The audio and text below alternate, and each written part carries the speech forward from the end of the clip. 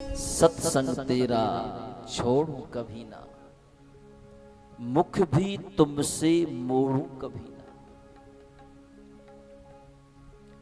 मन से मन का ये भाव कभी ना बदले।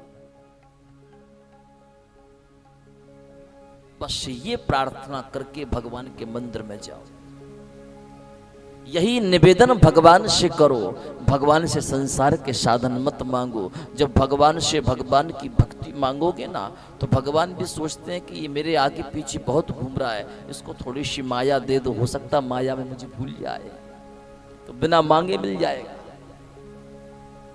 और जब बार बार भगवान के सामने मांगोगे ना, मेरा मकान बन जाए, मेरी गाड़ी घोड़ा आ जाए, बच्चे हो जाएं, बच्चों की शादी हो जाए, ये बिजनेस चालू हो जाए, तो भगवान का भी दिमाग खराब होता है कि सुबह सुबह कहां से मांगने आ जाता है। यदि मान लो तुम्हारे चौखट पर कोई प्रतिदिन मांगने आ जाए और आने लग जाए, तो आपका भाव क्या बनेगा कि सुबह हमने कुछ किया है नहीं और सुबह सुबह आ गया चौखट पर मांगने के लिए। मांगने से रिश्ते खराब होते हैं। सच्चे रिश्तों में कभी लेन देन नहीं करना चाहिए, और जहां पर सच्चे रिश्तों में आपने लेन देन करना आरंभ कर दिया, आपका वो रिश्ता खराब हो जाएगा। फिर उस रिश्ते में वो मिठास नहीं बचेगी। जहां पर सच्ची दोस्ती हो, वहां पर आप नमक से रोटी खा लेना, पर अपने दोस्त से कभी लेन देन मत करना। जहां आपके रिश्ते बहुत मजबूत हो, आप एक दिन भूखे रह करके गुजारा कर लेना, लेकिन कभी रिश्तेदारों के सामने जाकर के ये मत कहना कि आज मैं दिन भर से भूखा हूं, मैंने कुछ नहीं खाया।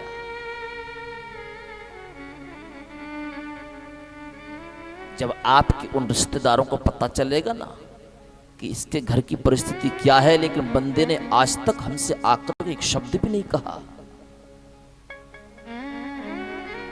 वो भी देने के लिए मजबूर हो जाएंगे, और बिन मांगे आपको सब कुछ मिल जाएगा। इसलिए कभी भी मांगना मत। यदि आपके मन में कुछ कहने के लिए बार बार हलचल हो रही हो, ठाकुर जी के सामने बैठना और उनके सामने सब कुछ कह देना। क्योंकि हमारे जीवन का कोई sच्चा संबंधी हितैषी शुभचिंतक है तो केवल हमारा श्री कृष्ण है, उसके अलावा कोई और नहीं। दुनिया वालों के सामने यदि आप अपना दुख दर्द बताओगे ना, तो आपके सामने बैठ करके तो दुनिया के लोग आपके दुख दर्द को सुनेंगे, और जैसे ही आपके यहां से उठ करके बाहर जाएंगे ना, वो ताली बजा करके आपका उपहास उड़ाएंगे। बेटा परेशान हो रहा है, अच्छा हुआ, इसके साथ तो ऐसा होना ही चाहिए था, ये बहुत लेट हो रहा है, बहुत पहले होना चाहिए था। लेकिन मैं अपनी व्यासपीठ से कहना चाहूंगा कि आपके जीवन में कितनी भी विषम परिस्थितियां क्यों ना आ जाएं, यदि आपका रोने का मन करे तो दुनिया वालों के सामने मत रोना। अपने घर का दरवाजा अंदर से बंद करना, जोर से अपने घर में डीजे चलाना, साउंड चलाना, म्यूजिक चलाना, और जी भर के रोना, ताकि पड़ोसी लोग ये समझें कि संगीत सुन रहा है। आपके रोने की आवाज पड़ोसी को भी सुनाई ना दे। और जब आपके रोने के अंदर से पूर्ण रूप से शक्ति बाहर निकल जाए, फिर साबुन शैम्पू से आप अपने चेहरे को साफ करना, सुंदर चंदन लगाना, अच्छे कपड़े पहनना, और मुस्कुराते हुए घर से बाहर निकलना, ताकि पड़ोसी समझे कि हमने तो इसे कभी रोते हुए देखा ही नहीं, ये तो हमेशा मुस्कुराता रहता है। दुनिया वालों के सामने आप जितना रोओगे, दुनिया वाले आपको उतना रुलाने का प्रयास करेंगे।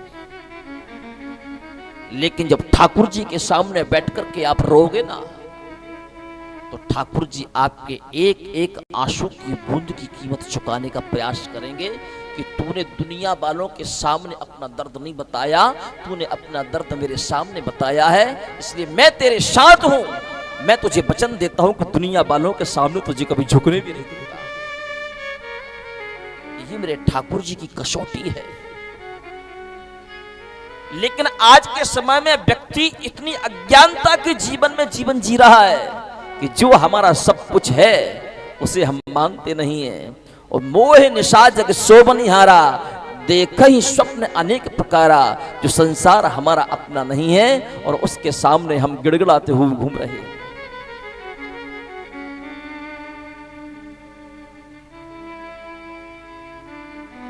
इसलिए सुबह शाम मंदिर आया जाया करो, भगवान का दर्शन किया। नियम बनाओ, प्रत्येक गांव में, प्रत्येक शहर में, प्रत्येक कॉलोनियों में एक ना एक देवालय तो होता है, एक ना एक मंदिर तो होता है। और जिस नगर में, जिस गांव में, जिस कॉलोनी में भगवान का मंदिर ना हो, तो सभी भगवान के भक्तों को एकजुट मिलकर के प्रयास करना चाहिए कि हमारा यहाँ पर एक देवालय बने और सुबह शाम वाले से जुड़े, ताकि संस्कृति और संस्कार उनके जीवन में आवे। कई लोग तर्क देते हैं